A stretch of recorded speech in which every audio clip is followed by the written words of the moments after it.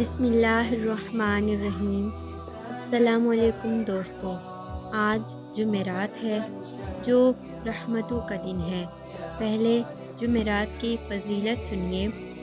हदीस में आता है कि जुमेरात वाले दिन ज़्यादा से ज़्यादा दुरूद शरीफ पढ़ो, क्योंकि दुरूद शरीफ हमारी दुआओं को कबूल करवाता है। इसलिए आप जब भी अल्लाह से दुआ मांगे तो साथ में दुरूद शरीफ पढ़ना मत भूलिए। अब हम जानते हैं कि आज के दिन कौन कौन से अमाल करने चाहिए। आज के दिन हमें सदका करना चाहिए।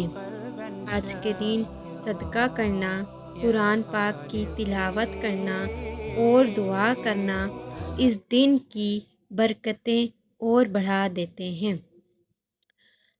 आखिर में सुनिए, इसलिए आप भी दुरूद शरीफ पढ़ें और हमें भी अपनी दुआओं में याद रखें और चैनल को सब्सक्राइब करें ताकि ऐसी वीडियोस आपको मिलती रहें।